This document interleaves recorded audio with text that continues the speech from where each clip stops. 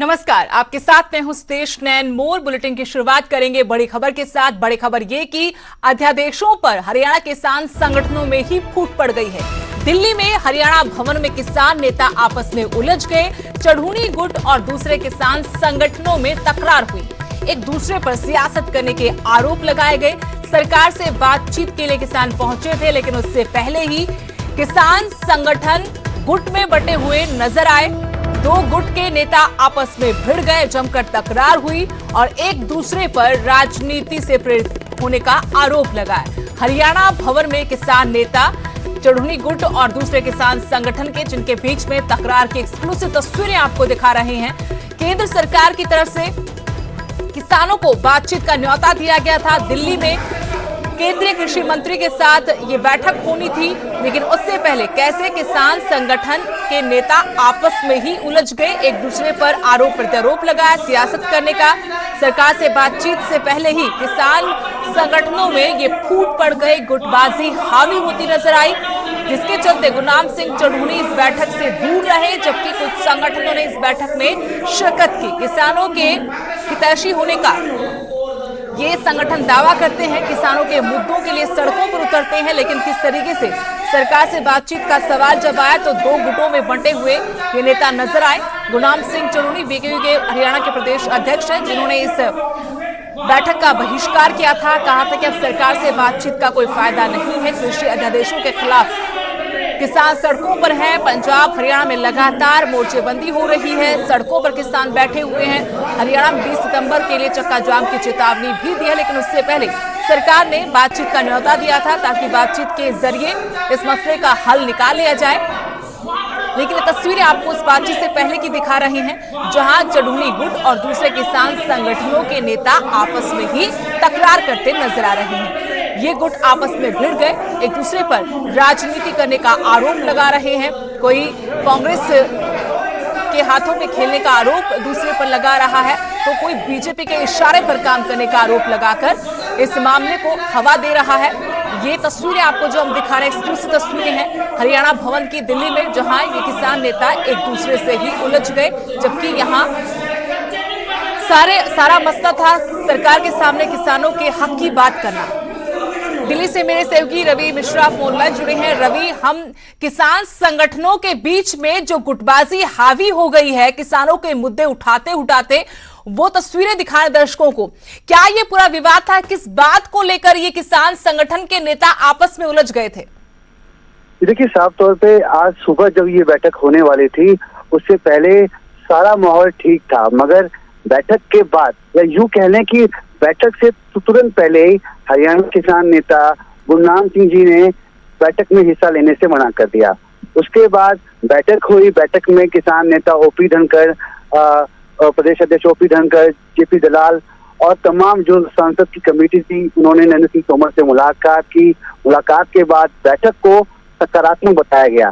बैठक के बाद जेपी दलाल प्रेस वार्ता करते हैं और अपनी बातों को स्पष्ट रूप से मीडिया के सामने रखते हैं, मगर ठीक उसके बाद देखा गया कि प्रेस वार्ता के बाद कुछ जो गुट थे, किसानों के नेता थे, वो आपस में ही लड़ पड़े और मामला कुछ उलझा सा प्रतीत होने लगा कि आखिर ये किसान क्यों लड़ रहे हैं। अभी तो सब कुछ ठीक था, मगर बात करें कि ये मुद्दा सुलझने की, तो मुद्दा अभी सुलझता हुआ दिखाई नहीं दे रहा है। फिलहाल भले ही मंत्री ने कहा कि मामला सकारात्मक हुआ, बैठक सकारात्मक हुई, मगर विरोधाभास दिखने के बाद प्रतीत होता है कि किसानों में अभी भी अनबन है और मामला लंबा खिंचने वाला है।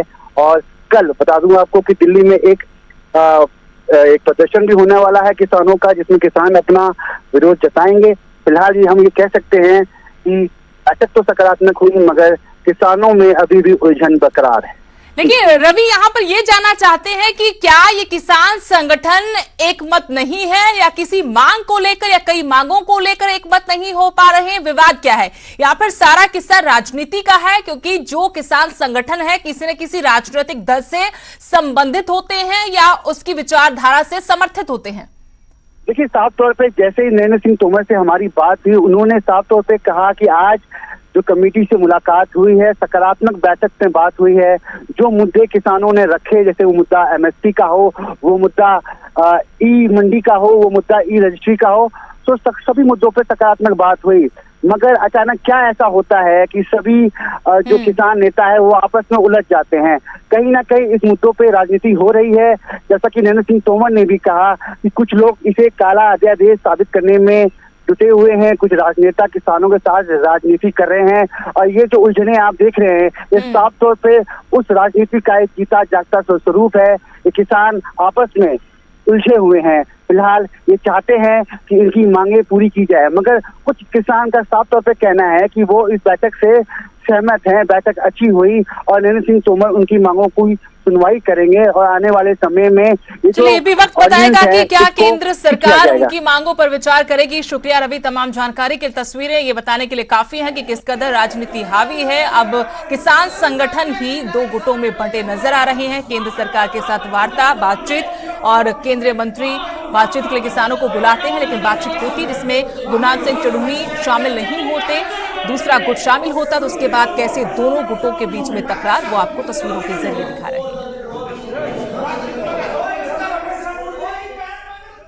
वहीं कृषि अध्यादेशों पर बातचीत से हल की कोशिशें भी हो रही हैं। केंद्रीय कृषि मंत्री ने किसानों के साथ बैठक की। न्यूज 18 से बातचीत में केंद्रीय कृषि मंत्री नरेंद्र सिंह तोमर ने कहा कि कृषि अध्यादेशों को काला कानून बताना गलत है। कुछ लोग किसानों के मुद्दे पर राजनीति कर रहे हैं। बैठक में किसानों के साथ सहमति का उन्होंने दावा किया।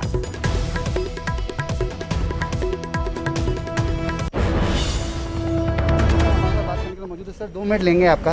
सर सकारात्मक बैठक रही, किसानों के साथ जो बात हुई आज चर्चा हुई, क्या कहना चाहिए? आज हरियाणा के किसान यूनियन के लोग आए थे, भारतीय जनता पार्टी के अध्यक्ष भी आए थे और उनके साथ कई यूनियंस थी और सभी यूनियंस ने जो हमारे रिफॉर्म एक्ट हैं उनका स्वागत किया और उनकी चिंता थी कि भाई एमएसपी के बारे में इसमें कुछ नहीं लिखा है, तो मैंने उनको बताया एमएसपी पहले भी थी, आज भी है और आगे भी जारी रहेगी। तो किसानों ने क्या कम्युनिकेशन गैप रह गई थी, वो समझ नहीं पाए, आपने कल अच्छी तरीके से पटल पे पूरी बात समझाई? नहीं, मैं समझता हूँ कि सब लोग समझ गए। हरियाणा में तो काफ़ी एक्सरसाइज हुई है और सभी लोग बिंदुवार कन्विंस थे, लेकिन स्वाभाविक रूप से कई बार राजनीतिक दृष्टि से लोग गुमराह करने की कोशिश करते हैं, लेकिन मुझे लगता है कि उनको सफलता नहीं मिली। काला अध्यादेश कहा गया राहुल गांधी के द्वारा, उन्होंने कहा कि किसानों के हितों में नहीं है, क्या कहना? राहुल गांधी को तो कोई अध्यादेश सफ़ेद दिखा ही नहीं। मनमोहन सिंह जी ने जो कानून बनाया था उसको भी उनने फाड़ के फेंक दिया था, तो इसमें आश्चर्य की क्या बात है? बहुत धन्यवाद। साफ तौर पे नरेंद्र सिंह तोमर ने कहा कि इस मुद्दे पर राजनीति नहीं होनी चाहिए, तमाम तीनों अध्यादेश किसानों के हितों में रखकर बनाए गए हैं, इस पर राजनीति नहीं करनी चाहिए। फिलहाल बैठक सकारात्मक हुई, अब देखना यह है कि किसानों का इस पर क्या कहना है। कैमरा पर्सन मुनमुन के साथ मैं रवि मिश्रा, न्यूज़ 18 नई दिल्ली। इधर हरियाणा के कृषि मंत्री जेपी दलाल ने कहा कि किसानों को कुछ शंकाएं थी और वो शंकाएं दूर कर ली गई हैं। तो वहीं भारतीय किसान यूनियन के प्रदेश अध्यक्ष गुरनाम सिंह चढ़ूनी ने इस बैठक का बहिष्कार किया। बहुत सारे किसान संगठन, प्रोग्रेसिव फार्मर्स, एफपीओज के और किसान हितैषी बहुत सारे लोग और हमारी 3 सांसद की कमेटी, हमारे प्रदेश के अध्यक्ष व कृषि मंत्री के तौर पर हमारे जो शंकाएं थी, जो 3 अध्यादेश आए हैं, इसके बारे में कृषि मंत्री के सामने रखी और उन्होंने बड़े विस्तार से एक्सप्लेन किया। और ख़ासकर ये है कि पेमेंट्स के बारे में कुछ शंकाएं थी, ई-नैम के बारे में कुछ शंकाएं थी और किसान सब ये चाहते थे कि हमारी पेमेंट जो है आड़ती की बजाय सीधी होनी चाहिए। और लगभग 8 पॉइंट पे हमने केंद्रीय कृषि मंत्री जी से अपनी मांग रखी है और उन्होंने पूरी तरह से बहिष्कार कर दिया है। बल्कि 17 नहीं 2 और संगठन शामिल हो गए हैं। हमने पूरी तरह से बहिष्कार कर दिया है कि इस बातचीत का कोई मतलब नहीं बचता है, इसका कोई फल नहीं निकलना है, उल्टा कहीं ना कहीं हमारे पे बुराई आएगी, इसलिए बातचीत करना नहीं चाहिए। उधर किसानों के मुद्दे पर कांग्रेस ने सरकार को घेरा है। हरियाणा कांग्रेस के अध्यक्ष कुमारी सैलजा का बयान आया कि किसानों को कांग्रेस नहीं भड़का रही, एक के बाद एक काला कानून केंद्र सरकार ला रही है। किसान खुद समझते हैं कि उनके साथ क्या हो रहा है, क्योंकि इससे पहले बीजेपी सरकार ने यह आरोप लगाया था कि कांग्रेस है जो इस मामले पर राजनीति करते हुए किसानों को बेवजह बरगला रही है। अब हरियाणा कांग्रेस की अध्यक्ष कुमारी सैलजा का ये बयान, उन्होंने कहा कि कांग्रेस किसानों को नहीं भड़का रही, बल्कि केंद्र सरकार एक के बाद एक काला कानून ला रही है। किसान खुद समझते हैं कि उनके साथ क्या हो रहा है।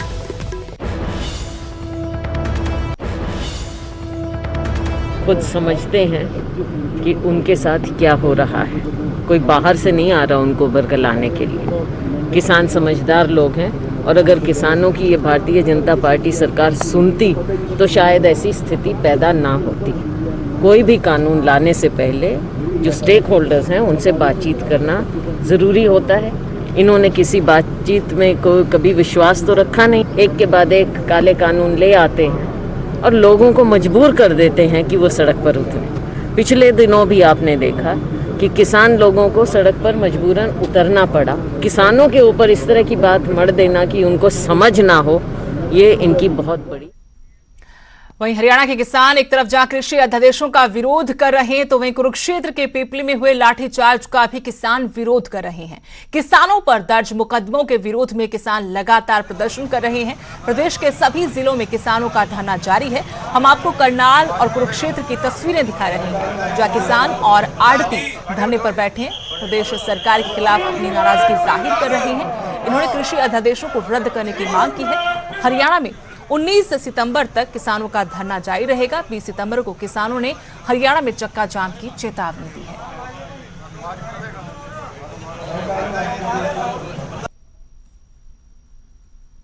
ये पहले तो 3 अध्यादेशों के बारे में था, ये चल रहा था, और जो पिपली के अंदर इन्होंने किसानों के ऊपर एक अत्याचार इतने लठ बजाए हैं और उसको ही हमने लेके हम धरना दिया है यहाँ आज।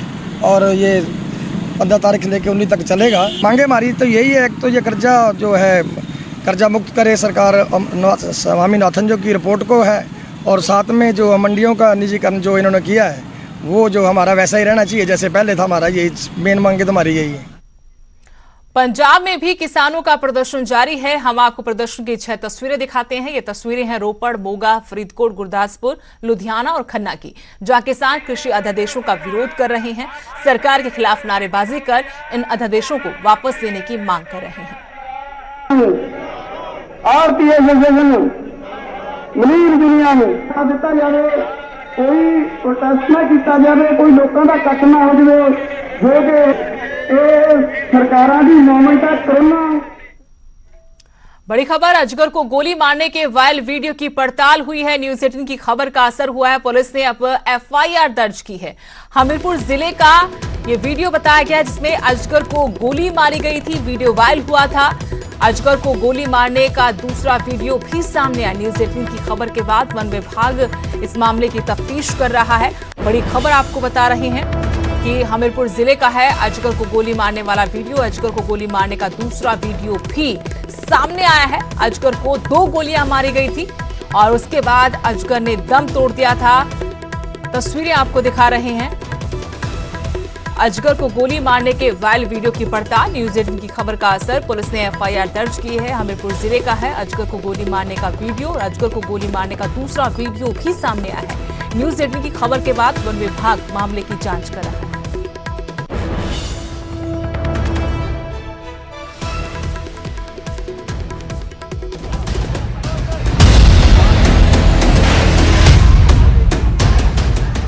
कई बार ये पहचान पाना मुश्किल हो जाता है कि इंसान कौन है और जानवर कौन। इंसान की ऐसी क्रूरता की कहानी बयां कर रही है ये वायरल वीडियो, जिसमें एक शख्स दोनाली बंदूक से एक अजगर का शिकार कर रहा है। उस पर 2 बार गोली चलाई। पहली से अजगर घायल हुआ, दूसरी में बेजुबान बेबस इस अजगर ने दम तोड़ दिया। अब आप ही बताइए, इसमें कैसी बहादुरी, कौन जानवर है और कौन इंसान। इंसान की मरते इंसानियत ने उसे जानवर बना दिया है, जो बिना बात बेजुबान जानवरों के खून से अपने हाथ रंगते देर नहीं लगाता। अजगर को गोली मारने का ये वीडियो वायरल हो रहा है। वीडियो में लोग जिस भाषा और लहजे में आपस में बात कर रहे हैं, उससे लगता है कि वीडियो हमीरपुर और कांगड़ा के बॉर्डर इलाके का है। जिस घर के बरामदे में अजगर घुसा था, वहां मक्की की फसल पड़ी है, जो इसी इलाके में होती है। कुछ लोग वन्य जीव विभाग को सूचित करने की बात भी कर रहे हैं, लेकिन इस बीच में एक शख्स अपनी दोनाली निकाल लाता है, उसे लोड कर एक के बाद एक 2 फायर करता है और अजगर वहीं ढेर हो जाता है।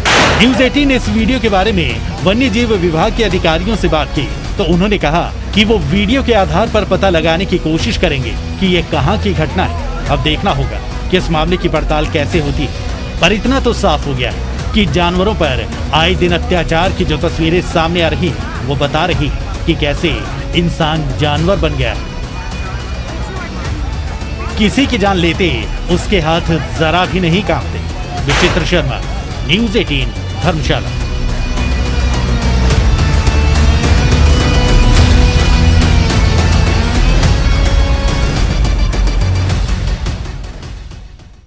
हमीरपुर से मेरे सहयोगी जसबीर कुमार जुड़े हैं और जानकारी के साथ। जसबीर, अजगर को गोली मारने का वीडियो वायरल हुआ था, एक और वीडियो सामने आया है, क्या जानकारी मिल पाई है? क्या वन विभाग की तरफ से जानकारी दी गई है? जी बिल्कुल, आपको बताएं कि हमीरपुर में दो बड़े जो अजगर हैं उनका वीडियो वायरल हुआ था। उसके बाद जो विभाग का वन विभाग वो भी पूरी तरह से पड़ताल में जुट गया, क्योंकि ये पहली दफा हमीरपुर में इतने बड़े अजगर देखे गए हैं। और जो पहला मामला था उसमें जो अजगर को गोली से मारा गया था, उसमें वन विभाग के द्वारा पूरी पड़ताल की गई थी, मौके पर टीम पहुंची थी और वन विभाग के द्वारा पुलिस में एफआईआर दर्ज करवाई गई है जिसके लोग अजगर को गोली मारी थी। तो इस मामले में फिलहाल जो अजगर है उसके जो शव को कब्जे में लेकर पालमपुर भिजवाया गया है। अभी पोस्टमार्टम की रिपोर्ट आनी बाकी है। जी शुक्रिया जसबीर। तो इस मामले में एफआईआर दर्ज हो गई है और अजगर के शव को भी कब्जे में लेकर पोस्टमार्टम के लिए भेज दिया है। लेकिन 2 मामले सामने आए हैं एक के बाद एक और इस खबर को न्यूज़ 18 ने प्रमुखता के साथ दिखाया था, जिसके बाद इस मामले में विभाग ने कार्रवाई की।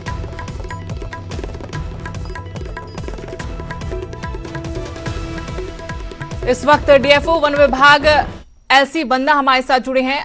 आपका बहुत बहुत स्वागत है न्यूज़ 18 में।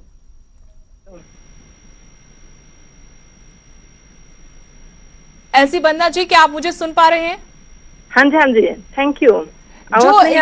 जो ये मामले सामने आए हैं हमीरपुर से, 2 वीडियो जो वायरल हो रहे हैं कि अजगर को गोली मारी गई है, इन मामलों के बारे में क्या जानकारी आप न्यूज़ 18 को दे पाएंगी? हाँ जी, हमें कल एक वीडियो वायरल जो हुए थे जी, वो हमारे पास आए थे कल। तो हमने सब स्टाफ को, हमीरपुर डिस्ट्रिक्ट का जो भी हमारा फॉरेस्ट स्टाफ को हमने अलर्ट किए थे और उस वीडियो को वेरीफाई करने के लिए हमने आदेश दिए थे। तो देर शाम तक हमें हमारा स्टाफ को पता चल गया था कि वो ट्रेस कर पाया कि कहाँ पर हुआ है वो इंसिडेंट। जी, वो एक कांगू क्षेत्र का छनाई पंचायत में पाया गया था और इसके ऊपर मतलब एफआईआर पुलिस के साथ मतलब जो भी लोग इन्वॉल्व हैं इनके अगेंस्ट कर दिया हुआ है फॉरेस्ट डिपार्टमेंट ने। और जो पाइथन जो मारा गया था वो भी ट्रेस किया हुआ है, जो दम किया था उसको देर रात तक उनको निकाला हुआ था जी, और उसके ऊपर बिल्कुल कार्रवाई चला हुआ है। लेकिन एक और वीडियो सामने आया है और इसके बारे में भी यही जानकारी कि ये भी हमीरपुर का है, जहां एक अजगर पेड़ से लटका हुआ है, कुछ लोग बंदूकें हाथ में लेकर वहां खड़े हैं, जिनमें से एक शख्स गोली चला रहा है। इस वीडियो के बारे में कोई जानकारी आपको मिल पाई है? वीडियो तो मिल गया, फिर भी वो अभी तक हमें आइडेंटिफाई कर नहीं पाया वो हमीरपुर का है या नहीं, अभी तक पता नहीं चला। जी, शुक्रिया एलसी बन्ना जी हमारे साथ जुड़ने के लिए। तो 2 वीडियो वायरल हो रहे हैं, एक के बारे में वन विभाग को जानकारी मिल गई है कि कहां का है, इस मामले में एफआईआर तक दर्ज हो गई, लेकिन दूसरा वीडियो कहां का है अभी साफ तौर पर यह जानकारी नहीं मिल पाई। लेकिन जानकारी सूत्रों के हिसाब से या जो पड़ताल हुई इस वीडियो के उसके मुताबिक यही कहा जा रहा है कि हमीरपुर का हो सकता है। इसमें भी कुछ लोग हाथों में दोनाली लेकर अजगर पर गोली चला रहे हैं। मारने का वही वीडियो वायरल जो है वो कल हमें आए हुए थे, तो हमने पूरा स्टाफ को अलर्ट किए थे। तो स्टाफ ने ये आइडेंटिफाई किया हुआ है जो वीडियो जो है नादौन रेंज का एक कांगू क्षेत्र का छनाई पंचायत में बरियाल गांव होते हैं, तो उधर हुआ है ये इंसिडेंट। मौके पर जाकर इन्वेस्टिगेट किया हुआ है और जो गोली चला रहे थे पाइथन के ऊपर वो बंदा को कोई बीर सिंह नाम का उधर गांव का ही बंदा निकले हुए थे। तो इनके ऊपर वो लोग ने मौका पर पुलिस को भी बुला के पूरा जांच किए थे, स्टाफ भी गए हुए, पुलिस भी गए हुए, इसके ऊपर बिल्कुल कार्रवाई किया हुआ है, एफआईआर लॉन्च किया हुआ है जो बंदा इन्वॉल्व है इसके ऊपर। और यहां रुकेंगे छोटे से ब्रेक के लिए। ब्रेक के बाद आपका स्वागत है। बड़ी खबर हिमाचल से, जहां विपक्ष के धरने पर मुख्यमंत्री जयराम ठाकुर का बयान आया है। कहा, आज विधानसभा में वो हुआ जो कभी नहीं हुआ। विपक्ष को अपनी बात स्पीकर से कहनी चाहिए थी। स्पीकर किसी के साथ पक्षपात नहीं करते हैं। मुख्यमंत्री जयराम ठाकुर की तरफ से विपक्ष पर बड़ा हमला किया गया कि विपक्ष ने धरना दिया था, पक्षपात का आरोप लगाते वॉकआउट किया था। इसी पर मुख्यमंत्री की तरफ से कहा गया कि आज विधानसभा में वो हुआ जो कभी नहीं हुआ। विपक्ष को अपनी बात स्पीकर से कहनी चाहिए थी। स्पीकर किसी के साथ पक्षपात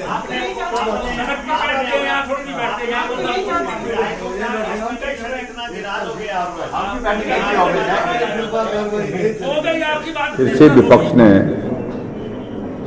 एक विषय उठाने की कोशिश की, हिमाचल प्रदेश में जमीन से जो संबंधित मामलों की। जब अध्यक्ष महोदय जी ने बड़ा स्पष्ट कर दिया कि इस सारे मामले को लेकर के आपने जो नोटिस दिया है, इसमें मैंने सरकार को टिप्पणी के लिए कहा है और मुझे लगता कि वो व्यवस्था ही उचित है और ऐसे ही किया जाता है। लेकिन उसके बावजूद भी वो शोर डालते रहे, अपनी बात कहते रहे और आखिरकार सदन से चले गए। सिर्फ समाचार पत्रों की सुर्खी बने कि हम सदन से उठकर के चले गए। ये मुझे लगता कि रोज। अभी के लिए इस बुलेटिन में फिलहाल इतना ही।